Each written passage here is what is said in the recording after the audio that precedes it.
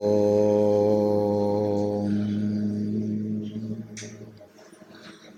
ഗുരുർബ്രഹ്മാ ഗുരുർവിഷ്ണു ഗുരുർദേവോ മഹേശ്വരഃ ഗുരുസാക്ഷാത് പരം ബ്രഹ്മ തസ്മൈ ശ്രീ ഗുരവേ നമഃ. ഓം സദാശിവസമാരംഭാം ശങ്കരാചാര്യമധ്യമാം അസ്മദാചാര്യപര്യന്താം വന്ദേ ഗുരുപരമ്പരാം. ഓം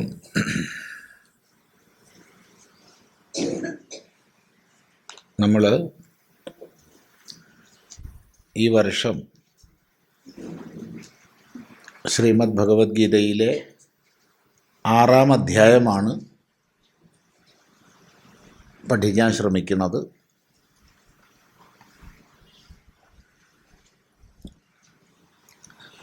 ശങ്കരഭാഷ്യത്തോടു കൂടി.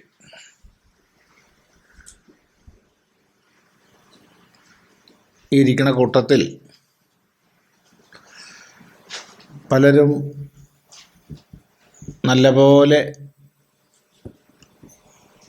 ശ്രീമദ് ഭഗവത്ഗീതയെ, വേദാന്തശാസ്ത്രത്തെ അധ്യയനം ചെയ്തവരും ചെയ്യുന്നവരും ഉണ്ടാവും.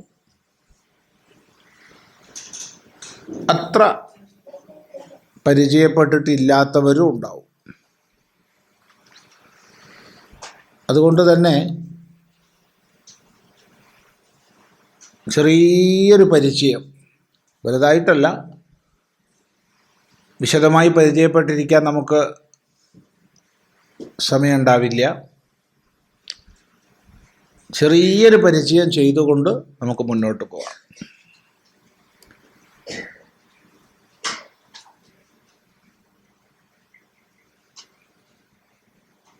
ഭഗവത്ഗീത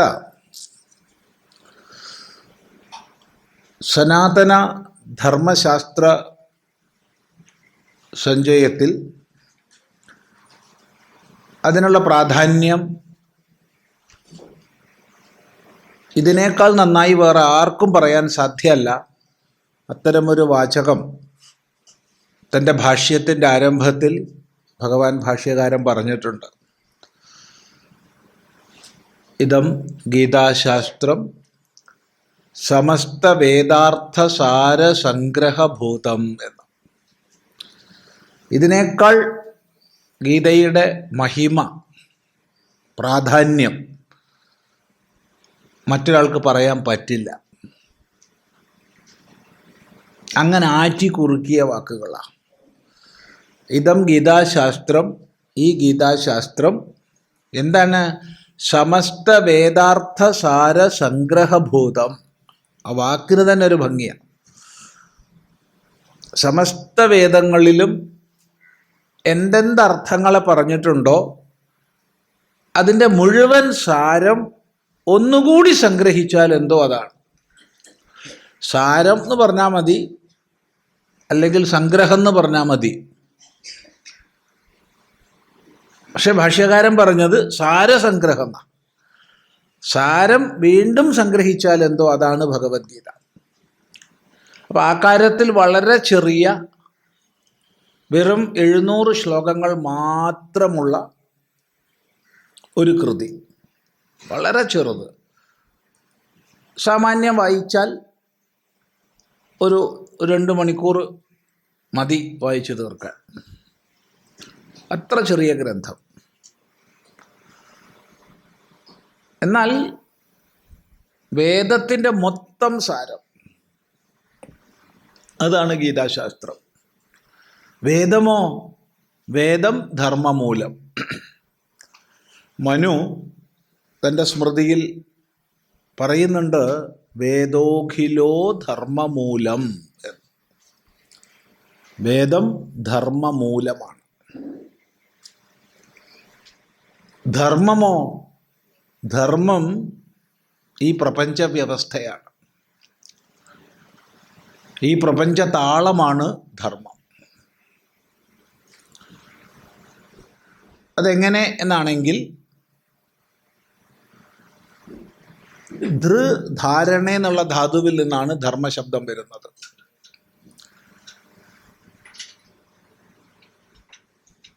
അനേന ധാര്യതേ സർവം. എന്തിനാലാണോ എല്ലാം ഒന്നായി ധരിക്കപ്പെടുന്നത് അതാണ് ധർമ്മം. ആ അർത്ഥത്തിലാണ് പ്രപഞ്ചതാളം എന്ന് പറഞ്ഞത്. അതായത് ഒരണു കണം മുതൽ, അഥവാ ഒരാണവിക കണം മുതൽ, സബറ്റോമിക് പാർട്ടിക്കിൾ മുതൽ അങ്ങോട്ട് അനന്തകോടി ബ്രഹ്മാണ്ടം വരെ എല്ലാത്തിനെയും ചേർത്ത് കോർത്ത് നിർത്തുന്നത് അതാണ് ഈ പ്രപഞ്ച വ്യവസ്ഥ.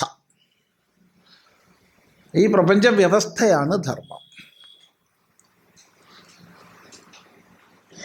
ഈ വ്യവസ്ഥയെ മനസ്സിലാക്കി അതിനനുസരിച്ച് നമ്മുടെ ജീവിതം നയിക്കുന്നതാണ് ധാർമ്മിക ജീവിതം. എൻ്റെ ചിന്തകളെ കൊണ്ട്, എൻ്റെ വാക്കുകളെ കൊണ്ട്, എൻ്റെ പ്രവൃത്തികളെ കൊണ്ട് ഈ പ്രപഞ്ച താളത്തിനൊരു ദോഷം വരരുത് എന്ന കാഴ്ചപ്പാടോടുകൂടി ജീവിതം നയിക്കുന്നതാണ് ധാർമ്മിക ജീവിതം. ഈ ധാർമ്മിക ജീവിതത്തിന് വേണ്ട അറിവാണ് വേദം. അതാണ് വേദമാണ് ധർമ്മമൂലം എന്ന് പറയുമ്പോൾ നമ്മൾ മനസ്സിലാക്കേണ്ടുന്നത്. ശ്രദ്ധിക്കുക. ഈ അറിവ് ഋഷീശ്വരന്മാർ പകർന്നു നൽകി തലമുറകളിലൂടെ നമ്മിലേക്ക് 2 പരമ്പരകളിലൂടെ ലഭിച്ചു. ഒരു പരമ്പര ഗുരു ശിഷ്യ പ്രശിഷ്യ പരമ്പര. അത് നമ്മളിലേക്ക് എത്തിച്ചേർന്നിട്ടുണ്ട്. ഋഷിമാരിലൂടെ അങ്ങനെ വന്ന് നമ്മുടെ അധ്യാപകരിലൂടെയൊക്കെ നമ്മളിലേക്ക് അത് വന്നിട്ടുണ്ട്. മറ്റൊന്ന് പിതൃപരമ്പരയാണ്.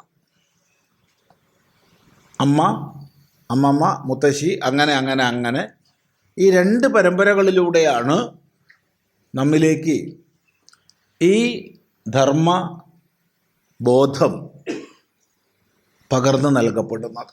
അതിനനുസരിച്ച് നമ്മൾ ജീവിക്കുന്നു. ആ അറിവിൽ ന്യൂനത വരുമ്പോൾ ജീവിതക്രമം തെറ്റും. അതുകൊണ്ട് അറിവാണ് ജീവിതക്രമത്തിൻ്റെ അടിസ്ഥാനം. അതാണ് ധർമ്മമൂലം വേദമാണെന്ന് പറയുമ്പോൾ നമ്മൾ ആദ്യം മനസ്സിലാക്കേണ്ടുന്ന ആശയം. ഇവിടെ ഓരോ വ്യക്തിയും അതത് വ്യക്തിയുടെ തലത്തിനനുസരിച്ച്, 1 ഗുണഘടനയ്ക്കനുസരിച്ച്, 2 അവസ്ഥയ്ക്കനുസരിച്ച്. ഒന്നുകൂടി പറയാം, ഗുണഘടനയ്ക്കനുസരിച്ച്, അവസ്ഥയ്ക്കനുസരിച്ച്. അവസ്ഥയ്ക്കനുസരിച്ചെന്ന് പറയുമ്പോൾ ലളിതമായൊരു ശബ്ദമാണ് ആശ്രമത്തിനനുസരിച്ച്. ഗുണഘടനയ്ക്കനുസരിച്ച് എന്ന് പറയുമ്പോൾ ലളിതമായൊരു ശബ്ദമാണ് വർണ്ണത്തിനനുസരിച്ച്. വർണ്ണത്തിനും ആശ്രമത്തിനും അനുസരിച്ച് അവനവൻ്റെ കർത്തവ്യങ്ങളെ, കർമ്മങ്ങളെ ചെയ്തുകൊണ്ട് ജീവിക്കുക. അങ്ങനെ എല്ലാവരും ചെയ്യുമ്പോൾ ഈ പ്രപഞ്ച വ്യവസ്ഥ ശരിയായി ധരിക്കപ്പെടും. മനുഷ്യജീവിതം ശ്രേഷ്ഠതയിലേക്ക് ഉയരും. ഓരോ വ്യക്തിയും സുഖത്തെ പ്രാപിക്കും. ഈ സമാജം നിലനിൽക്കുകയും ചെയ്യും. ഇവിടെ പല ഘടകങ്ങളുണ്ട് ഈ ധർമാചരണത്തിൽ. പല ഘടകങ്ങളുണ്ട്.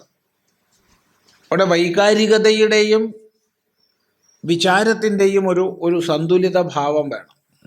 ഇമോഷനും ഇൻ്റലക്റ്റും, ബുദ്ധിയും വികാരവും, വിവേകവും വികാരവും, അവ തമ്മിലൊരു ബാലൻസ് വേണം, ഒരു സന്തുലിത ഭാവം വേണം. വികാരം വേണ്ടാന്ന് പറഞ്ഞിട്ടില്ല, വിവേകം വേണ്ടാന്ന് പറഞ്ഞിട്ടില്ല, രണ്ടും വേണം. പക്ഷെ രണ്ടിനും ഒരു സന്തുലിത ഭാവം വേണം. അത് വളരെ പ്രധാനമാണ്. അതുപോലെ പ്രധാനമാണ് നമ്മുടെ ഓരോ സന്ദർഭത്തിലും എന്താണ് ചെയ്യേണ്ടതെന്ന് തിരിച്ചറിയുക. അപ്പം നമ്മുടെ കർത്തവ്യം ദേശത്തിനനുസരിച്ചും കാലത്തിനനുസരിച്ചും മാറും. എല്ലായിടത്തും കർമ്മങ്ങൾ, കർത്തവ്യങ്ങൾ ഒന്നല്ല. എല്ലായ്പ്പോഴും കർമ്മങ്ങൾ, കർത്തവ്യങ്ങൾ ഒന്നല്ല. ദേശത്തിനനുസരിച്ച് മാറും, കാലത്തിനനുസരിച്ച് മാറും. അത് തന്നെ ഓരോരുത്തർക്കും മാറും. വിദ്യാർത്ഥിക്ക്, ഗൃഹസ്ഥന്, വാനപ്രസ്ഥന്, സന്യാസിക്ക്. അത് കണ്ടറിഞ്ഞ് ചെയ്യാൻ നമുക്ക് കഴിയണം. കണ്ടറിഞ്ഞ് ചെയ്യാൻ കഴിയണം. വിശപ്പ് മാറ്റുക എന്നുള്ളത് എല്ലാവർക്കും ആവശ്യമാണ്. ബ്രഹ്മചാരി ആയാലും ഗൃഹസ്ഥനായാലും വാനപ്രസ്ഥനായാലും സന്യാസിയായാലും വിശപ്പ് മാറണം. അങ്ങനെ വിശപ്പ് മാറ്റാൻ വേണ്ടി ഭക്ഷണം കഴിക്കാൻ പോവുകയാണ്. അപ്പോഴാണ് വഴിയോരത്തൊരാൾ രോഗമായി കിടന്ന് പടയ്ക്കുന്നത്. അപ്പം നമ്മുടെ വിശപ്പാണോ മുഖ്യം, അല്ല അയാൾ ആശുപത്രിയിൽ എത്തിക്കുകയാണോ മുഖ്യം? ചിന്തിക്കുക. എനിക്ക് വിശപ്പുണ്ട്, അതുകൊണ്ട് ഞാൻ ഭക്ഷണം കഴിക്കട്ടെ. അതല്ല. ചിലപ്പോൾ അങ്ങനെയൊക്കെ നമുക്ക് പറ്റിപ്പോവും, അത് വേറെ കാര്യം അല്ലേ?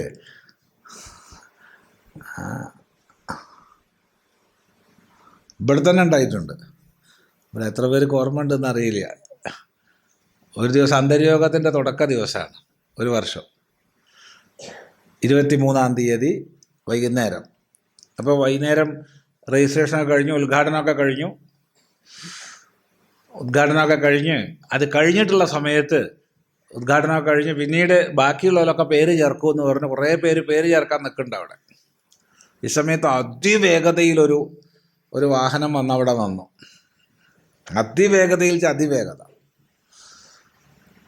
അപ്പോൾ നോക്കിയപ്പോൾ നമുക്ക് വളരെ പരിചയമുള്ള ആളാണ് ഓടിക്കണത്. ഇവിടെ അടുത്തുണ്ട് മുസ്തഫയാണ് ഓടിക്കണത്. അതിന് ഇപ്പുറത്തെ സീറ്റിൽ നമ്മുടെ വളരെ എപ്പോഴും ആശ്രമമായിട്ട് ബന്ധപ്പെടുന്ന ആളുണ്ട്, രാമകൃഷ്ണൻ. ഒന്നും മനസ്സിലാവണില്ല. അപ്പോൾ നോക്കുമ്പോൾ എന്താ വെച്ചാൽ രാമകൃഷ്ണൻ ഒരു വാഹനാപകടം പറ്റിയിട്ട് എല്ല് പൊട്ടിയിട്ട് കാല് പൊട്ടിയിട്ട് തിരിഞ്ഞായിരിക്കുക. എന്നിട്ട് തൂങ്ങി കിടക്കുക കാല്. ഞാൻ ആരോടെ പറഞ്ഞു, വലിയൊരു പാത്രത്തിൽ വെള്ളം കൊണ്ടുവരും, കുറേ കുടിച്ചോട്ടെ. അയാൾ വെള്ളം കൊണ്ടുവരില്ല, അത് അങ്ങനെ ഞാൻ വാങ്ങി കുടിച്ചു. നോക്കണേ, എന്തിനാ വെള്ളം പറഞ്ഞേ? രാമകൃഷ്ണന് കൊടുക്കാൻ വേണ്ടിയിട്ടാ. അപ്പോൾ വലിയൊരു പാത്രത്തിൽ ആരോ വെള്ളം കൊണ്ടുവന്നു, അങ്ങനെ ഞാനാണ് വാങ്ങി കുടിച്ചു മുഴുവൻ. എന്തൊരു കഷ്ടമാണ്. കുടിച്ചു കഴിഞ്ഞപ്പോഴാണ് വിട്ടിത്താലോചിച്ചത്. ഇങ്ങനെയൊക്കെ നമുക്കൊക്കെ പറ്റും.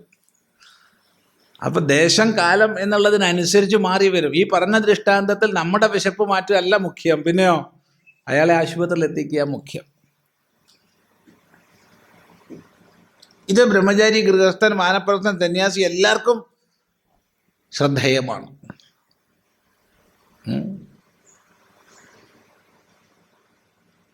ഇതുപോലെ അനേക ദൃഷ്ടാന്തങ്ങൾ എടുത്തു നോക്കും. ഒരമ്മ എന്ന രീതിയിൽ നമുക്ക് കുഞ്ഞിനോടുള്ള കർത്തവ്യം, അതേ അമ്മ മറ്റൊരു ജോലി സ്ഥലത്ത് പോകുമ്പോൾ അവിടെ ഉദ്യോഗസ്ഥ എന്നുള്ള കർത്തവ്യം, അവ ഭിന്നങ്ങളാവുന്നത്, അവ വിരുദ്ധങ്ങളാവുന്നത്, ഇതൊക്കെ ജീവിതത്തിൽ പ്രസക്തമാണ്. അപ്പോൾ ഓരോ സന്ദർഭത്തിലും ദേശകാലങ്ങൾക്കനുസരിച്ച് കർത്തവ്യം തിരിച്ചറിഞ്ഞ് ചെയ്യാൻ സാധിക്കുമ്പോൾ മാത്രമേ ധർമാചരണം സാധിക്കൂ. അല്ലെങ്കിൽ പ്രസംഗിക്കാനേ പറ്റൂ. ഇവിടെയാണ് നമുക്ക് ഗീതോപദേശത്തിൻ്റെ ഒന്നാമത്തെ സ്ഥാനം കാണാൻ സാധിക്കുന്നത്. ഒന്നാമത്തേന്ന് പറഞ്ഞാൽ ഒരു ധർമ്മശാസ്ത്രം എന്ന രീതിയിൽ കർത്തവ്യാകർത്തവ്യങ്ങൾ എന്തെന്നറിയാതെ ഉഴറിയ അർജുനൻ, വിഷാദഗ്രസ്തനായി തീർന്ന അർജുനൻ, എൻ്റെ എന്നുള്ള മമത്വ ചിന്തയിൽ പെട്ടുപോയ അർജുനൻ, ആ മമത്വ ചിന്തയിൽ അകപ്പെട്ട് സ്വധർമ്മത്തിൽ നിന്ന് പിന്തിരിഞ്ഞു എന്ന് മാത്രമല്ല, ആ പിന്തിരിയലിന് ഉദാത്തമായ പല വ്യാഖ്യാനങ്ങളെയും ചമച്ച അർജുനൻ. അതാണ് ഏറ്റവും ദോഷകരമായത്. ധർമ്മത്തിൽ നിന്ന് പിന്തിരിഞ്ഞു എന്നുള്ളതിനേക്കാൾ തൻ്റെ പിന്തിരിയലിനെ ഉദാത്തമായി വ്യാഖ്യാനിച്ചു. അത് വളരെ ദോഷമാണ്, നമുക്കൊക്കെ സംഭവിക്കുന്നതാണ്. അതും സർവജ്ഞനായ ഭഗവാന്റെ മുമ്പിൽ. യദ്യപ്യേതേന പശ്യന്തി ലോഭോപഹത ചേതസഃ കുലക്ഷയകൃതം ദോഷം മിത്രദ്രോഹേ ച പാതകം കഥം ന ജ്ഞേയമസ്മാഭിः പാപാദസ്മാൻ നിവർത്തിതും കുലക്ഷയകൃതം ദോഷം പ്രപശ്യദ്ഭിർജനാർദ്ദന എന്നൊക്കെ ചോദിക്കുന്ന അർജുനൻ വാസ്തവത്തിൽ തൻ്റെ പോരായ്മയെ, തൻ്റെ പിന്തിരിയലിനെ വളരെ ഉദാരമായി വ്യാഖ്യാനിക്കുക. ഇത് മനുഷ്യന് പറ്റിപ്പോകുന്ന കുഴപ്പമാണിത്. ഏതായാലും അങ്ങനെയുള്ള അർജുനൻ ഏതൊരു കർത്തവ്യ നിർവഹണത്തിന് വന്നോ അതിൽ നിന്ന് പിന്തിരിയുകയും അമ്പും വില്ലും താഴെ വയ്ക്കുകയും, അതായത് കർമ്മോപാധിയെ താഴെ വയ്ക്കുകയും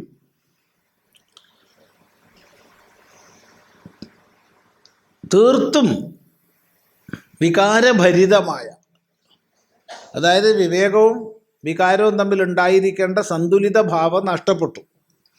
അതാണ്, അതുകൊണ്ടാണ് വികാരഭരിതമായ എന്ന വാക്കുപയോഗിച്ചത്. വികാരഭരിതമായ ഭാവത്തോടു കൂടി കുത്തിയിരിക്കുകയും ചെയ്തു. ആ വികാരഭരിതമായ ഭാവത്തെ മനോഹരമായി ചിത്രീകരിച്ചിട്ടുണ്ട് വ്യാസഭഗവാൻ. കൃപയാവിഷ്ടം അശ്രുപൂർണാകുലേക്ഷണം വിഷീദന്തം, ഈ 3 പദങ്ങളിലൂടെ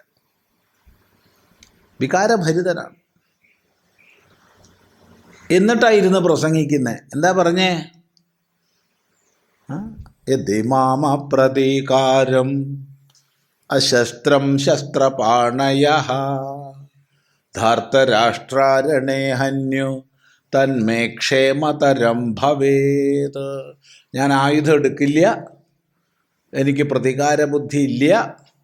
അങ്ങനെയുള്ള എന്നെ ധാർത്തരാഷ്ട്രന്മാർ ശസ്ത്രങ്ങളെ കൊണ്ട് കൊന്നുകൊള്ളട്ടെ, എന്നാലും അതെനിക്ക് നല്ലതിനായിരിക്കും.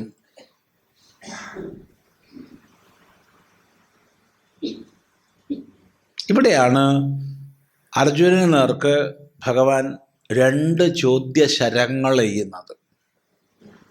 നിനക്ക് എവിടുന്ന് വന്നടാ ഈ കശ്മലത, ഒന്നിനും കൊള്ളായ്മ? 4ാമത്തെ ചോദ്യമാണ്.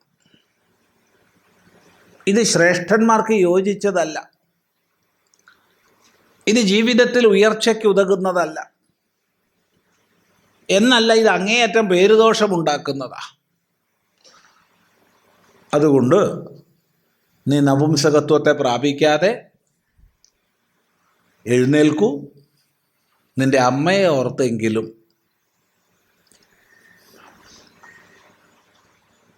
നമുക്കൊക്കെ അമ്മയുടെ പേര് കൂട്ടി പറഞ്ഞാൽ കുറച്ചൊരു ഇല്ലേ, എന്നാലെങ്കിലും ഒരു ചിന്ത ഉണ്ടാവും എന്ന് വിചാരിക്കുക. അല്ല, എന്നാലും ചിന്ത ഇല്ലാത്തവരോടൊന്നും പറയാനില്ല. അമ്മയുടെ പേര് കൂട്ടി പറഞ്ഞിട്ട് നമുക്കൊരു മാറ്റം ഇല്ലാച്ചാൽ പിന്നെ ഒന്നും പറയാനില്ല. ഏതായാലും ഭഗവാൻ ആ ഉപായ ചെയ്തത്.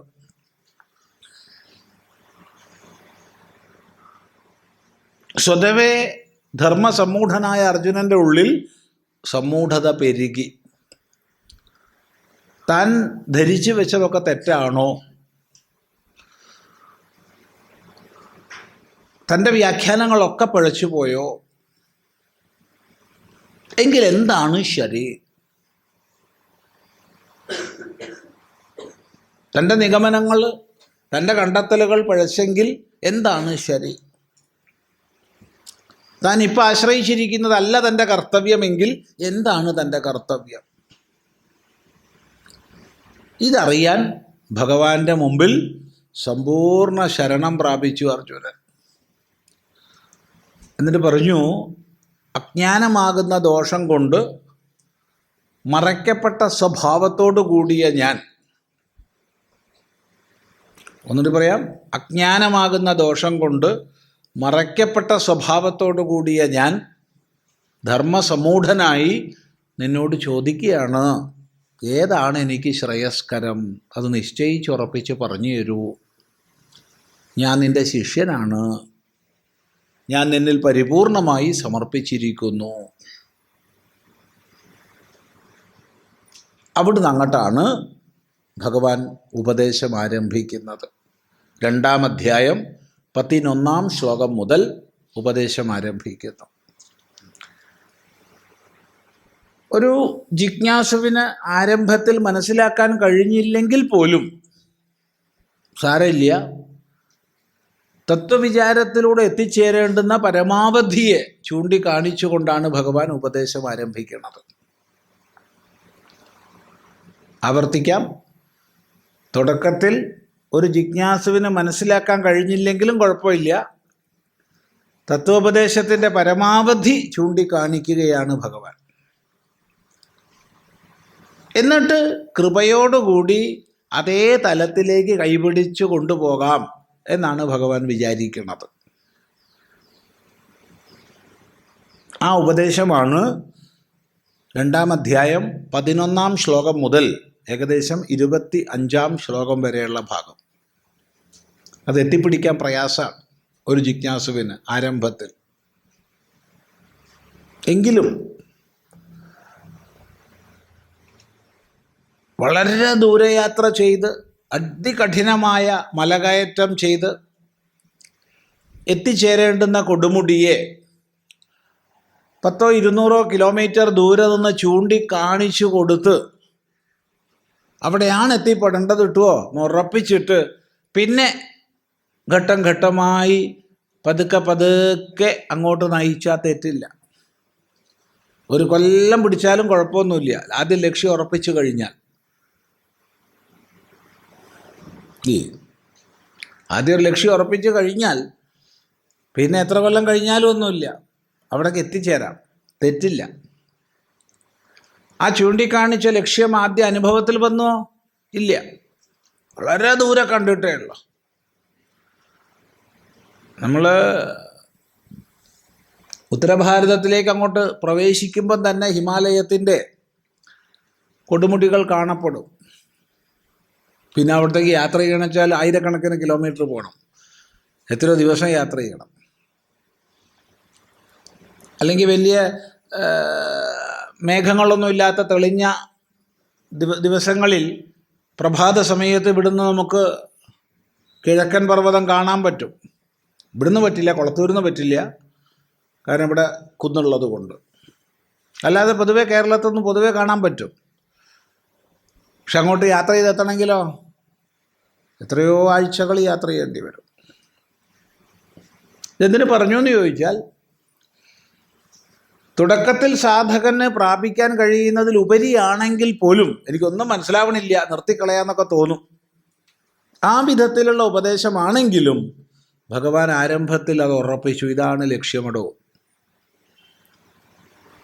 എന്നിട്ട് പതുക്കെ അത്യന്ത പ്രേമത്തോടുകൂടി കാരുണ്യത്തോടുകൂടി ശിഷ്യനെ മുന്നോട്ട് നയിക്കുകയാണ്. ആ നയിക്കുന്ന പ്രക്രിയ സംശയ നിവാരണം ചെയ്തുകൊണ്ടാണ്. ഭഗവാൻ ചെയ്ത ഉപദേശം, അതിൽ അർജുനനുണ്ടാവുന്ന സംശയം, ആ സംശയങ്ങൾക്ക് മറുപടി, ആ മറുപടി പറയുമ്പോൾ വീണ്ടും ഉണ്ടാകുന്ന സംശയം, വീണ്ടും മറുപടി, വീണ്ടും സംശയം, വീണ്ടും മറുപടി, അങ്ങനെ മുന്നോട്ട് പോവുകയാണ്. ആ ചർച്ചയിൽ പ്രധാനമായി ഭഗവാൻ 2 വിഷയങ്ങളാണ് പറഞ്ഞു വെച്ചത്. ഒന്ന്, തൻ്റെ പരിപൂർണമായ ബ്രഹ്മാത്മബോധത്തിൽ ഉറച്ച ഒരു വിജ്ഞാനിക്ക്, എന്നോട് പറയാം, തൻ്റെ പരിപൂർണമായ ബ്രഹ്മാത്മബോധത്തിൽ ഉറച്ച വിജ്ഞാനിക്ക് ഒരു കർത്തവ്യാകർത്തവ്യവും ഇല്ല. അയാൾക്ക് ചെയ്യേണ്ടതും ഒന്നുമില്ല, ചെയ്യരുതാത്തതും ഒന്നുമില്ല. അയാൾ ആനന്ദമഗ്നനായി തന്നിൽ താനായി കഴിയുകയാണ്. അത് നിവൃത്തിയുടെ പരമാവധിയാണ്, സന്യാസത്തിൻ്റെ പരമാവധിയാണ്. എന്നാൽ ആ ഒരു നിഷ്ഠയിലേക്ക് എത്തുന്നവർ ലോകത്തിൽ അതീവ വിരളമായിരിക്കും. അനേക ലക്ഷം പേരിൽ ഒരാളെ ഉണ്ടാവൂ. അപ്പോൾ പിന്നെ ബഹുഭൂരിപക്ഷത്തിനും സ്വീകാര്യമായ മാർഗം എന്ത്? അവനവൻ്റെ കർമ്മങ്ങളെ കുശലതയോടുകൂടി ചെയ്യുക. ആ ചെയ്യുന്നതിന് ഈശ്വരാർപ്പണ ഭാവത്തിൽ ചെയ്യുക. അങ്ങനെ ഈശ്വരാർപ്പണ ഭാവത്തിൽ കർമ്മങ്ങളെ ചെയ്യുമ്പോൾ അത് ക്രമേണ അന്ധകരണത്തിൻ്റെ ശുദ്ധിക്ക് കാരണമാകും. തത്വവിചാരത്തിന് ക്ഷമത കൈവരും. അങ്ങനെ ക്രമേണ നേരത്തെ പറഞ്ഞ ആ പരമമായ ആത്മനിഷ്ഠയിലേക്ക് ഉയരാൻ സാധിക്കും. ഈ വിധത്തിലാണ് 2 നിഷ്ഠകൾ പറയുന്നത്. ഒന്നാമത്തത്, തൻ്റെ പരിപൂർണമായ ബ്രഹ്മാത്മനിഷ്ഠയിൽ കഴിയുന്ന മഹാനെ സംബന്ധിച്ച് ഒരു കർത്തവ്യവും ഇല്ല. അയാൾ തന്നിൽ താനായിരിക്കുകയാണ്. അയാൾക്ക് ക്രിയകളെ കൊണ്ട് നേടാനൊന്നുമില്ല, നഷ്ടപ്പെടാനൊന്നുമില്ല. അപ്പം നേടാനും നഷ്ടപ്പെടാനും ഒന്നുമില്ലാത്ത ആത്മാരാമൻ്റെ സ്ഥിതി, അതാണ് ഒന്ന്. ഇതിനെയാണ് വേദം ഈശാവാസ്യമിദം സർവം യത്കിഞ്ച ജഗത്യാം ജഗത് തേന ത്യക്തേന ഭുഞ്ജീധാഹ മാഗൃധ കസ്യ സിദ്ധനം എന്ന് പറഞ്ഞിട്ടുള്ളത്. എന്നാൽ ബഹുഭൂരിപക്ഷം പേരും ഇതിനധികാരികളായിരിക്കില്ല.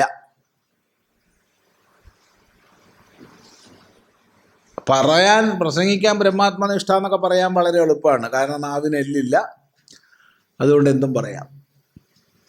പക്ഷേ താനിപ്പോൾ എവിടെ ഇരിക്കണമെന്ന് ആലോചിച്ചാലോ? അഹം ബ്രഹ്മാസ്മി എന്നിങ്ങനെ പറയാഞ്ഞോണ്ടിരിക്കുമ്പോഴാണ് കൊതുക് കടിക്കുന്നത്, അല്ലെങ്കിൽ മുമ്പിലൊരു പാമ്പ് ഭണം പടർത്തി നിൽക്കുന്നത്. എന്താ പറഞ്ഞേ? അഹം ബ്രഹ്മാസ്മി. ഇത്ര ഉള്ളൊരു കൊതു, വളരെ ചെറുത്. എന്നാൽ പിന്നെ അതിനെ അടിച്ചിട്ടാവാൻ ബാക്കി ബ്രഹ്മാസ്മി. അത് അല്ലേ?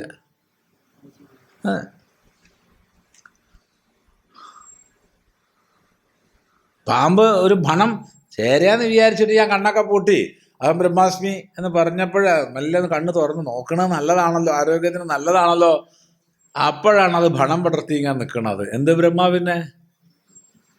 പിന്നെ അസ്മി ഒരു 2 കിലോമീറ്റർ ദൂരെ നിന്നായിരിക്കും പറയണത്. തമാശയല്ല. അല്ലെങ്കിൽ ചെറിയൊരു വയറുവേദന, നെഞ്ചുവേദന, ചെവിവേദന, മൂക്കുവേദന, പല്ലുവേദന എന്ന് പറഞ്ഞ ജാതി എന്തെങ്കിലും ഒന്ന് വന്നാൽ മതി, കഴിഞ്ഞു. ബ്രഹ്മവും കഴിഞ്ഞു, അസ്മിയും കഴിഞ്ഞു. അതെ. ഇല്ലെങ്കിൽ ഒരാൾ നല്ല തെറി വിളിച്ചാൽ മതി,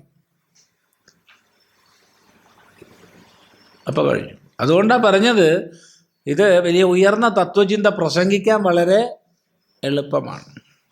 നമ്മൾ ഏതിനോടും നീതി പുലർത്തുന്നവരായിരിക്കണം. എത്താത്തടത്ത് എത്തിയെന്ന് അഭിനയിച്ച് കാപട്യം കാണിച്ച് സംഘർഷം സമ്പാദിക്കരുത്. സംഘർഷം സമ്പാദിച്ചാൽ തനിക്കും ചുറ്റുപാടും സംഘർഷമായിരിക്കും. ഉള്ളതേ കാണിക്കണ്ടു, ഇല്ലാത്ത ഉയരം ആരും കാണിക്കണ്ട. ഹൈ ഹീൽഡ് ചെരുപ്പ് നല്ലതല്ല. അതെ, ഉള്ളവരും കാണിച്ചാൽ പോരാ. എന്താ അഭിപ്രായം? അല്ല, ഹൈ ഹീൽഡ് ചെരുപ്പിട്ടിട്ട് കുറേ അധികം കാണിക്കണം എന്ന് വിചാരിച്ചാൽ നടുവേദന വരും, അത്രയേ ഉള്ളൂ. അതിപ്പോൾ കാലം പോയി സൂചി പോലെ അറ്റമുള്ള സാധനമൊക്കെ കാണുന്നുണ്ട്.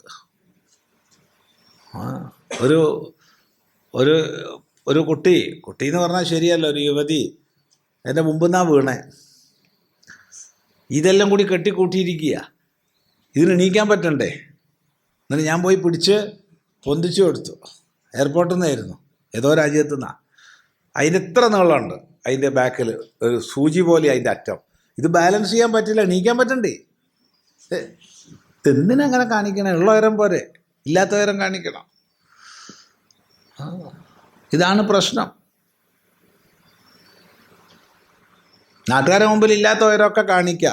പക്ഷേ തൻ്റെ അന്തരാത്മാവിൻ്റെ മുമ്പ് കാണിക്കാൻ പറ്റുമോ? അത് കാപട്യാവില്ലേ? ആ കപടത അഭിനയിക്കുമ്പോൾ ഓരോ നിമിഷവും സംഘർഷം സമ്പാദിക്കുകയല്ലേ ചെയ്യുന്നത്. അതുകൊണ്ട് ബഹുഭൂരിപക്ഷത്തിനും സ്വീകാര്യമായത് അവനവൻ്റെ കർമ്മം ഈശ്വരാർപ്പണ ബുദ്ധിയാ ചെയ്ത് മുന്നോട്ട് പോവുക. ആ നിഷ്ഠയാണ് വേദം രണ്ടാമത് പറഞ്ഞത്. കുർവന്നേവേഹ കർമാണി ജിജീവിഷേച്ഛതം സമാഹ ഏവം ത്വയി നാന്യഥേതോസ്തി ന കർമ്മ ലിപ്യതേ നരേ. ഈ രണ്ട് മന്ത്രങ്ങളിൽ വേദാർത്ഥം മുഴുവൻ ഒതുങ്ങി. ഇത് തന്നെയാണ് ഗീതാർത്ഥവും.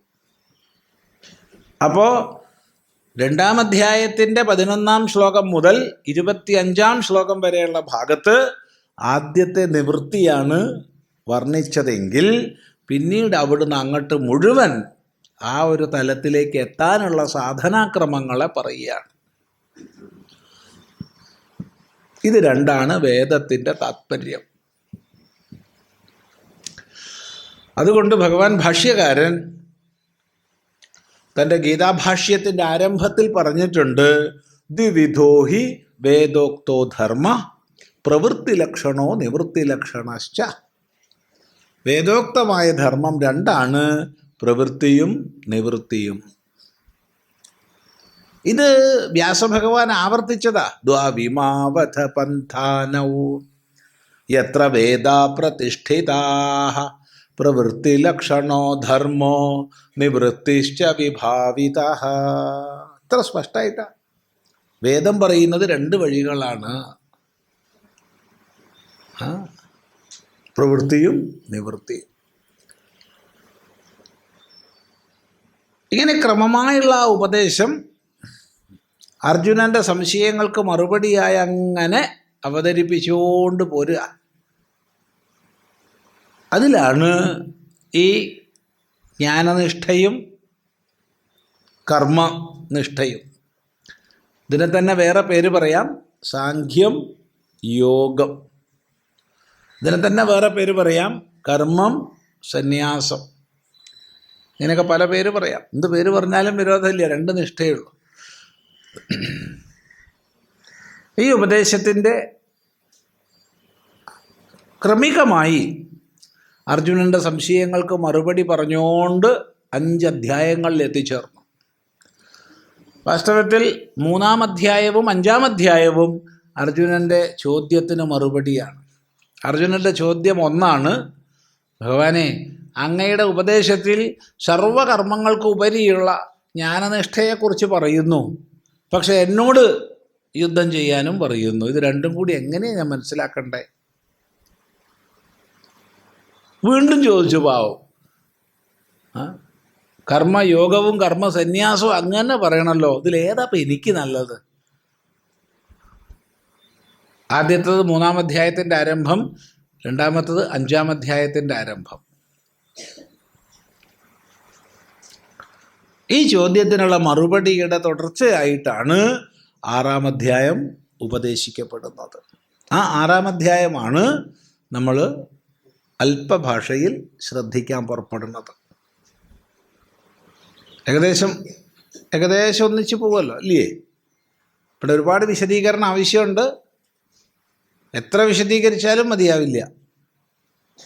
അപ്പോൾ ഈ ഒരാഴ്ച നമുക്കിരുന്ന് വിശദീകരിക്കാം, പക്ഷേ ഇതിലേക്കൊരു വാക്കിലേക്ക് നമുക്ക് പ്രവേശിക്കാൻ പറ്റില്ല. അപ്പം അത് വേണ്ട. പിന്നെയോ പതുക്കെ പഠിക്കുമ്പോൾ കൂടുതൽ മനസ്സിലാക്കി മുന്നോട്ട് പോകാം. അപ്പം എല്ലാവരുടെ കയ്യിലും ഭാഷ്യമുണ്ടെന്ന് വിചാരിക്കുക.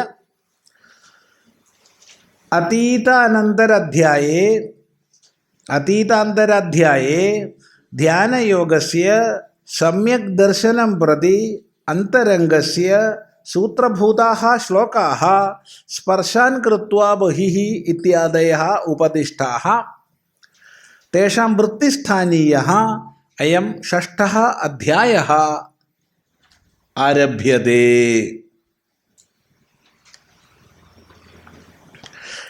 അതീതാന്തരാധ്യായാന്തേ ധ്യാനയോഗസ്യ സമ്യക് ദർശനം പ്രതി അന്തരംഗസ്യ സൂത്രഭൂതാഃ ശ്ലോകാഃ സ്പർശാൻ കൃത്വാ ബഹിഃ ഇത്യാദയഃ ഉപദിഷ്ടാഃ തേഷാം വൃത്തിസ്ഥാനീയഃ അയം ഷഷ്ഠഃ അധ്യായഃ ആരഭ്യതേ. അതീതാന്തരാധ്യായാന്തേ. അതീതം എന്ന് പറഞ്ഞാൽ അതീതം നമ്മൾ സാധാരണ പറയാറുള്ള വാക്കാ, കഴിഞ്ഞു പോയത്.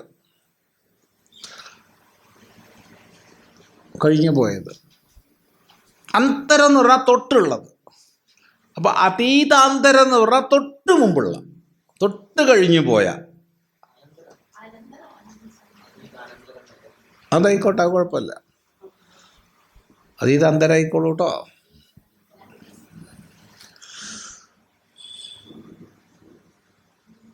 അധ്യായാന്തേ, അധ്യായത്തിൻ്റെ ഒടുവിൽ, അന്തേ ഒടുവിൽ. അപ്പൊ തൊട്ട് മുമ്പ് കഴിഞ്ഞ അധ്യായത്തിൻ്റെ ഒടുവിൽ എന്ന് വെച്ചാൽ 5-ാം അധ്യായത്തിൻ്റെ ഒടുവിൽ, ലളിതമായി പറഞ്ഞ അർത്ഥം. അതീതാന്തരാധ്യായാന്തേ ധ്യാനയോഗത്തിൻ്റെ അന്തരംഗസ്ഥാനങ്ങളായ ആശയങ്ങളെ ഭഗവാൻ പറഞ്ഞിട്ടുണ്ട്. എന്താണ് ധ്യാനയോഗം? അതിനെ വിശേഷിപ്പിച്ചു ഭാഷ്യകാരൻ സമ്യക് ദർശനമാണ്. അപ്പൊ സമ്യക് ദർശനം പ്രതി അന്തരംഗസ്യ ധ്യാനയോഗസ്യ. സമ്യക് ദർശനത്തിന് നേർക്ക് അന്തരംഗ സാധനയായ ധ്യാനയോഗത്തിൻ്റെ സൂത്രഭൂതാഹ ശ്ലോകാഹ, സൂത്രഭൂതങ്ങളായ ശ്ലോകങ്ങൾ. നോക്കണേ, നമ്മൾ ഒന്നിച്ചു പോണേ, ആരും തട്ടിത്തടയണ്ട. എവിടെയെങ്കിലും ഒന്നിച്ചു പോണില്ല വെച്ചാൽ എത്ര പ്രാവശ്യം വെച്ചാൽ പറയാം. അതായത് സമ്യക് ദർശനം, ശരിയായ ദർശനം. സമ്യക് ദർശനം, ശരിയായ ദർശനം. അപ്പം ഇപ്പം ശരിയായ ദർശനം അല്ലേ എന്ന് ചോദിച്ചാൽ, ഇപ്പം ദർശനം ഉണ്ട് എല്ലാവർക്കും, പക്ഷെ ശരിയായ ദർശനം ആയിട്ടില്ല. അതെന്താ?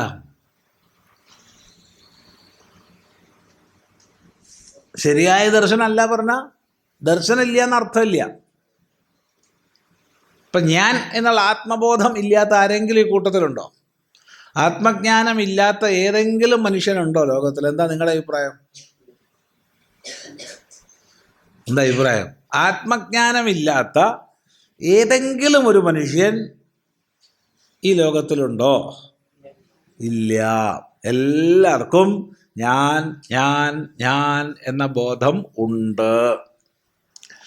ഈ കൂട്ടത്തിൽ ആർക്കും തന്നെ ഞാൻ ഉണ്ടോ എന്ന സംശയമോ ഞാൻ ഇല്ല എന്ന അറിവോ ഇല്ല. എല്ലാവർക്കും ഞാൻ ഉണ്ട് എന്ന് ഉറപ്പാണ്. എന്നെ കാണിച്ചു തരാമെന്നൊക്കെ അടക്കം പറയാറുണ്ട്. ഞാൻ ആരാന്ന് എനിക്ക് മനസ്സിലായിട്ടില്ല എന്നൊക്കെ പറയാറുണ്ട് നമ്മൾ, ഇല്ലേ? പറയാറില്ല. അപ്പൊ ആത്മജ്ഞാനം എല്ലാവർക്കും ഉണ്ട്. പിന്നെന്താ കുഴപ്പം? നമ്മൾ കലർന്നിട്ടാണ് മനസ്സിലാക്കണത്. ശരീരം, ഇന്ദ്രിയങ്ങൾ, മനസ്സ്, ബുദ്ധി തുടങ്ങിയ ഉപാധികളുമായി മാത്രമല്ല, അവയുമായി ബന്ധപ്പെട്ട ബാഹ്യധർമ്മങ്ങളെപ്പോലും ഞാൻ എന്ന് മനസ്സിലാക്കുന്നുണ്ട്. ഇല്ലേ? ഇല്ല. ഞാനൊരു പോലീസുകാരനാണ്, ഞാൻ പട്ടാളക്കാരനാണ്, ഞാൻ ഡോക്ടറാണ്, ഞാൻ എൻജിനീയറാന്നൊക്കെ പറയുന്നുണ്ട്. എന്ത് ഡോക്ടർ, എന്ത് എൻജിനീയർ, എന്ത് പട്ടാളം, എന്ത് പോലീസ്? ഞാൻ സ്വാമിയാണ്. എന്ത് സ്വാമി? പോട്ടത്തരം പറയാണ്.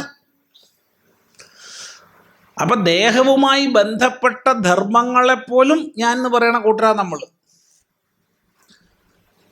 അപ്പം ഞാനുള്ള ബോധം എല്ലാവർക്കും ഉണ്ടെങ്കിലും ഇപ്പം കലർന്നുള്ള അറിവാണ്, തിരിച്ചറിവില്ല.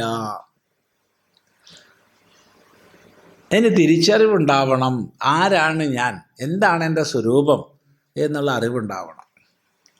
ഇപ്പം നമ്മൾ ഭ്രമിച്ചിരിക്കുക. ഈ കുറേ പ്ലാറ്റ്ഫോമുള്ള റെയിൽവേ സ്റ്റേഷനിൽ നമ്മൾ വണ്ടിയിലിരുന്നു, ആരൊരാൾ വെള്ളം എന്തോ വാങ്ങാൻ പോയിട്ടുണ്ട്,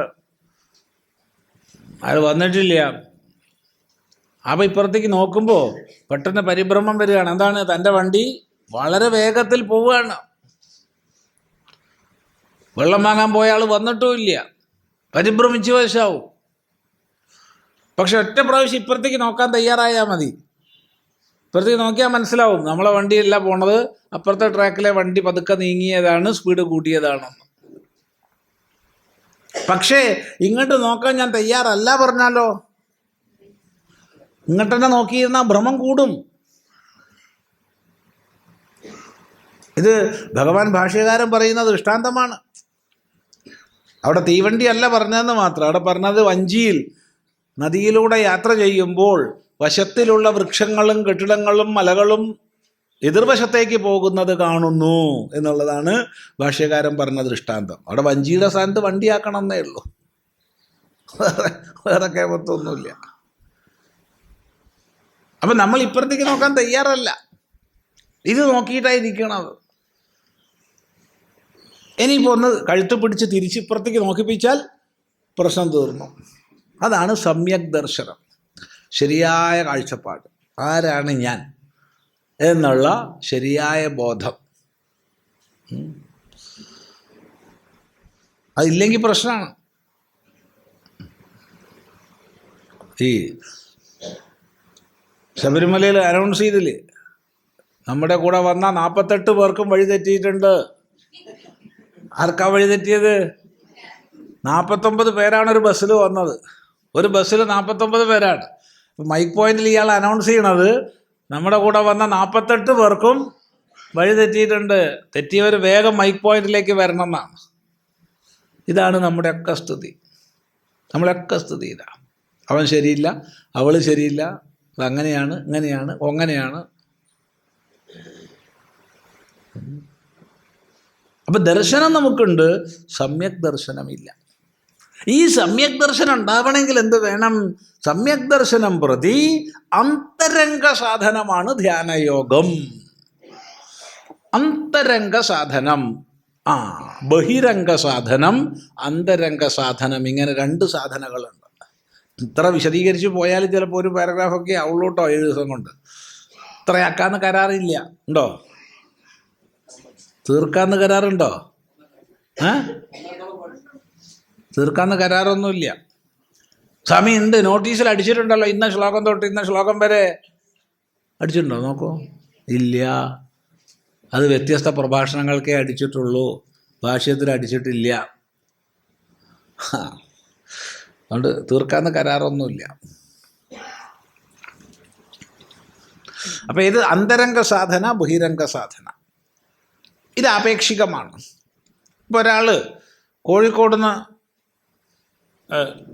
അദ്വൈതാശ്രമത്തിലേക്ക് വരികയാണ്, കോഴിക്കോട് നിന്ന് കൊളത്തൂർ അദ്വൈതാശ്രമത്തിലേക്ക് വരികയാണ്. അയാളെ സംബന്ധിച്ച് ബഹിരംഗ സാധന എന്ന് പറഞ്ഞാൽ കൊളത്തൂർ എത്തലാണ്. കൊളത്തൂർ എത്തിക്കഴിഞ്ഞിട്ട് അവിടുന്ന് അദ്വൈതാശ്രമത്തിലേക്ക് വരൽ അന്തരംഗ സാധനയാണ്. എന്നാൽ ദൂരെ നിന്ന് ഒരാൾ വരിക, അയാളെ സംബന്ധിച്ച് ബഹിരംഗം കോഴിക്കോട് വരെ എത്തല, കോഴിക്കോട് നിന്ന് ഇങ്ങോട്ട് എത്തല അന്തരംഗ. ഇത് ആപേക്ഷികമാണ്. അത് ശ്രദ്ധിക്കുക. അപ്പം നമ്മുടെയൊക്കെ പലതിലേക്ക് ഛിന്ന ഭിന്നമായി പോകുന്ന ഇന്ദ്രിയങ്ങളും മനസ്സും ഒട്ടും ഏകാഗ്രതയില്ലാത്ത ബുദ്ധിയും ഒക്കെ ആയിട്ടിരിക്കണ അവസ്ഥയിൽ ആദ്യം തന്നെ അവയൊക്കെ ഒന്ന് മെരുക്കണം. ആദ്യം വേണ്ടത്. ഒരാളൊരു ഗുരുനാഥൻ്റെ അടുത്ത് പോയി ചോദിച്ചു, ഗുരുനാഥ അങ്ങ് വേദാന്തം പഠിപ്പിക്കാമോ എന്ന് ചോദിച്ചു. ഗുരുനാഥൻ പറഞ്ഞു, ഇരുന്നാൽ പഠിപ്പിക്കാം. ഉടനെ ഇവൻ അവിടെ അങ്ങ് ഇരുന്ന് ഞമ്മറം പഠിഞ്ഞ്. ഗുരു പഠിപ്പിക്കണില്ല, ഇപ്പം കാത്തിരിക്കുക തന്നെ. എന്ത് കൊല്ലങ്ങൾ ഇരുന്നിട്ടും ഗുരു മുണ്ടണില്ല. അപ്പം എന്താ ഗുരു ആദ്യം പറഞ്ഞേ? ഇരുന്നാൽ പഠിപ്പിക്കാം. പിന്നെന്താ ഇരുന്നിട്ട് പഠിപ്പിക്കാഞ്ഞേ? ഇരുന്നിട്ടില്ല. അവൻ്റെ ശരീരമേ ഇരുന്നിട്ടുള്ളൂ. അതെ, അവൻ്റെ മനസ്സ് മുഴുവൻ എന്താ ഗുരു പഠിപ്പിക്കാത്ത? ഗുരു ശരിയില്ല, ഇരുന്നാ പഠിപ്പിക്കാന്ന് പറഞ്ഞു. ഇയാൾ ആള് കള്ളനാണ്, ദക്ഷിണയാഴ്ച ആദ്യം വാങ്ങി വെക്കുകയും ചെയ്തു. ഇല്ലെങ്കിൽ എണീറ്റ് പോവായിരുന്നു. പ്രശ്നമാണ്. അങ്ങനെ വാക്ക് മാറ്റുക.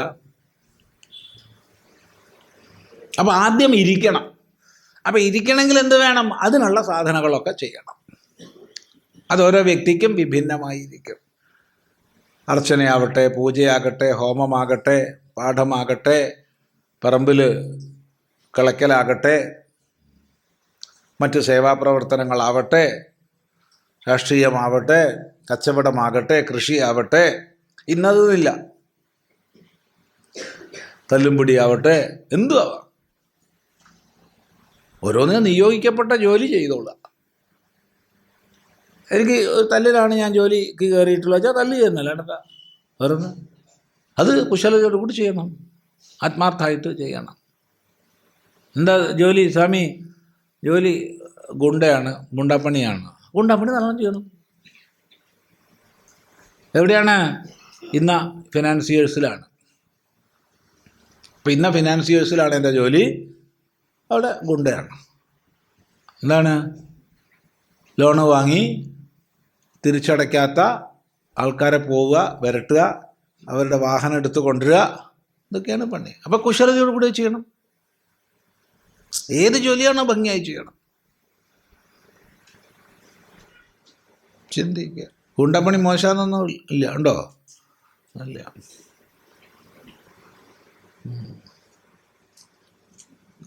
അതെ, കൊട്ടേഷൻ ടീമുണ്ട്, അത് ഭംഗിയായിട്ട് ചെയ്യണം. ഏതാണോ ഡ്യൂട്ടി അത് ഒരു ഒട്ടലും ഇല്ലാണ്ട്, ആരോടും വിരോധമില്ല, വ്യക്തിപരമായിട്ടുള്ളൊരു വിരോധമില്ല. ഞാൻ ഏറ്റെടുത്ത ജോലി ഞാനത് ചെയ്യുന്നു, കഴിഞ്ഞു. പോലീസ് പിടിച്ചെന്നാലോ കിടക്കണം സന്തോഷമായിട്ട്. അവിടെ നെഞ്ചുപേരെ അഭിനയിക്കരുത്.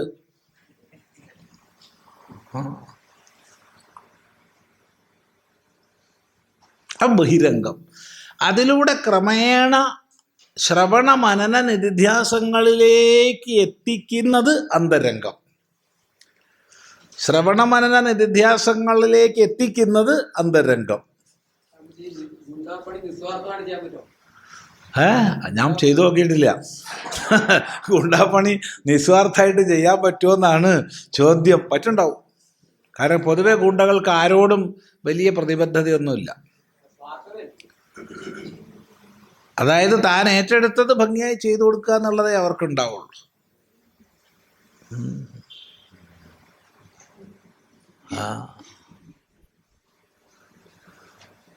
അതെ,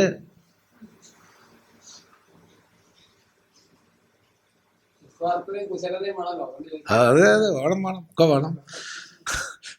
നിസ്വാർത്ഥത വേണം എന്ന് പറഞ്ഞാൽ അവിടെ നിസ്വാർത്ഥത എന്നുള്ള പദപ്രയോഗം അവിടെ പൂർണ്ണാർത്ഥത്തിലൊന്നും എടുക്കാൻ പാടില്ല. ഇപ്പോൾ ഒരു പട്ടാളക്കാരന് തൻ്റെ രാഷ്ട്രത്തിന് വേണ്ടി പൊരുതുന്ന പട്ടാളക്കാരത്തിന് അയാൾ തീർച്ചയായിട്ടും ചെയ്യുന്നത് കർമ്മയോഗം തന്നെയാണ്. പക്ഷേ നിസ്വാർത്ഥത എന്നുള്ള വാക്ക് ഉപയോഗിക്കുമ്പോൾ ശ്രദ്ധിക്കണം. സ്വാർത്ഥത ഇല്ല എന്ന് പറയരുത്. തൻ്റെ രാഷ്ട്രത്തിൻ്റെ വിജയം, തൻ്റെ രാഷ്ട്രത്തിൻ്റെ രക്ഷ, തൻ്റെ രാഷ്ട്രത്തിൻ്റെ മഹിമ, ഇതാണ് അയാൾ കാണുന്നത്. അപ്പോൾ സ്വാർത്ഥത ഇല്ല എന്ന് പറയരുത്. സ്വാർത്ഥത പക്ഷെ കുറച്ച് വലുതായി. ആദ്യം എൻ്റെ ആയിരുന്നു, കുറച്ചും കൂടി വലുതായപ്പോൾ എൻ്റെയും പത്നിയുടെയുമായി, എൻ്റെയും പത്നിയുടെയും കുട്ടിയുടെയായി, അങ്ങനെ വലുതായി വലുതായി ഇപ്പം എൻ്റെ രാഷ്ട്രമായി. ഇനിയും വലുതായാലും അവൻ ആ പണിക്ക് നിൽക്കില്ല. ലോകം മുഴുവൻ എൻ്റെതാന്ന് കണ്ടു കഴിഞ്ഞാൽ പിന്നെ എൻ്റെ രാജ്യം അവൻ്റെ രാജ്യം ഇല്ല. ഒക്കെ പ്രശ്നമാണ്. ഏതായാലും ഇങ്ങനെ അന്തരംഗ സാധനയാണ് ധ്യാനയോഗം. മനസ്സിലായില്ലോ പറഞ്ഞത്? അപ്പം അന്തരംഗ സാധനയായ ധ്യാനയോഗത്തിൻ്റെ എന്തിൻ്റെ അന്തരംഗ സാധന? ആദ്യം പറഞ്ഞു സമ്യക് ദർശനം പ്രതി അന്തരംഗസ്യ. സമ്യക് ദർശനത്തിന് നേർക്ക് സമ്യക് ദർശനം നേടുന്നതിന് വേണ്ടി അന്തരംഗ സാധനയായ ധ്യാനയോഗത്തിൻ്റെ സൂത്രഭൂതാഹ ശ്ലോകാഹ, സൂത്രഭൂതങ്ങളായ ശ്ലോകങ്ങൾ, സൂത്രരൂപത്തിലുള്ള ശ്ലോകങ്ങൾ നമ്മുടെ ആചാര്യന്മാരുടെ ഉപദേശ ശൈലിയാണ് സൂത്രഭാഷ്യ രീതി. ആദ്യം ചുരുക്കി പറയും, പിന്നെ വിസ്തരിച്ച് പറയും. ചുരുക്കിയാൽ ഇതിനേക്കാൾ ചുരുക്കാൻ പറ്റില്ല, വിസ്തരിക്കുമ്പോഴോ ഇത്രക്കൊക്കെ വേണമെന്നും തോന്നും. അതാണ് നമ്മുടെ ആചാര്യന്മാരുടെ ഒരു ശൈലി. ഭാരതീയ ഋഷീശ്വരന്മാരുടെ മുഴുവൻ ശൈലിയാണ് സൂത്രഭാഷ്യ ശൈലി. അപ്പോൾ ധ്യാനയോഗത്തിൻ്റെ സൂത്രം ആദ്യം പറഞ്ഞു. എവിടെ പറഞ്ഞു? അതീതാന്തരാധ്യായാന്തേ, തൊട്ട് മുമ്പ് കഴിഞ്ഞ അധ്യായത്തിൻ്റെ ഒടുവിൽ പറഞ്ഞു. എന്ത്? ധ്യാനയോഗത്തിൻ്റെ സൂത്രങ്ങൾ. ഏതാത്? സ്പർശാൻ കൃത്വാ ബഹിർബാഹ്യാൻ ചക്ഷുശ്ചൈവാന്തരേ ഭ്രുവോഃ പ്രാണാപാനൗ സമൗ കൃത്വാ നാസാഭ്യന്തരചാരിണൗ യതേന്ദ്രിയമനോബുദ്ധിഃ മുനിർമോക്ഷപരായണഃ വിഗതേച്ഛാഭയക്രോധോ യഃ സദാ മുക്ത ഏവ സഃ. പുറമെയുള്ള സ്പർശങ്ങളെ പുറമെയാക്കിയിട്ട്, മനസ്സിലായില്ല? പുറമെയുള്ള സ്പർശങ്ങളെ പുറമെയാക്കിയിട്ട്, ഇതൊരു വല്ലാത്ത ഭാഷാപ്രയോഗ. അകത്തുള്ളതിനെ പുറത്താക്കുക എന്ന് പറഞ്ഞാൽ മനസ്സിലാക്കാം, പുറത്തുള്ളതിനെ അകത്താക്കുക എന്ന് പറഞ്ഞാലും മനസ്സിലാക്കാം. ഇത് പഴയ ഒരു 1957 ഒരു സിനിമയിലുണ്ട്. 1957 ഒരു സിനിമയിലുണ്ട്.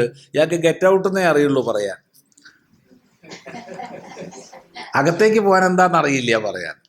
എന്നിട്ട് ഇയാൾ ഗെറ്റ് ഔട്ട് എന്ന് പറഞ്ഞിട്ട് മറ്റേ ആൾ പുറത്ത് പോയപ്പോൾ പുറത്ത് പോയിട്ട് ഗെറ്റ് ഔട്ട് എന്ന് പറയണം. ഇത് അകത്തേക്ക് പോയിക്കോ.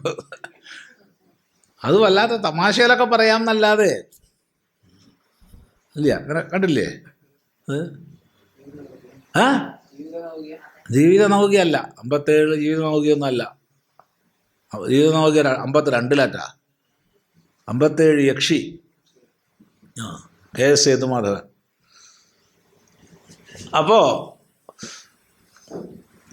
പിന്നെ അതേപോലത്തെ ഒരു പ്രയോഗം അത്. പുറമേ ഉള്ളതിനെ പുറമെയാക്കുക. എന്താ അപ്പം ഇതിൻ്റെ അർത്ഥം?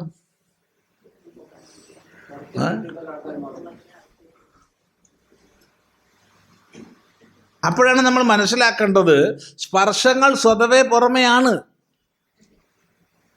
സ്വതവേ പുറമെയാണ്. നമ്മൾ സങ്കല്പങ്ങളെ കൊണ്ട് ഉള്ളിലേക്ക് വെക്കുക.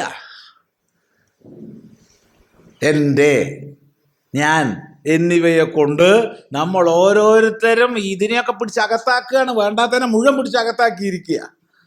സത്യത്തിൽ ഒരു സ്പർശം അകത്തല്ല, ഒക്കെ പുറത്ത് തന്നെയാണ്. കാണുന്ന, കേൾക്കുന്ന, രുചിക്കുന്ന, മണക്കുന്ന, സ്പർശിക്കുന്ന ഇതിനെയൊക്കെ പിടിച്ച് അകത്തിട്ടിരിക്കുക. അതുകൊണ്ട് സ്വതവേ അവ പുറത്താണെന്ന് മനസ്സിലാക്കിയാൽ എന്തായി? പുറത്തായി. പുറത്തുള്ളത് അകത്താന്ന് മനസ്സിലാക്കിയാലോ അകത്തായി. മനസ്സിലാക്കലിനനുസരിച്ചാണല്ലോ, ഇല്ലേ? അതെ. നമ്മളിപ്പോൾ അകത്താണോ പുറത്താണോ?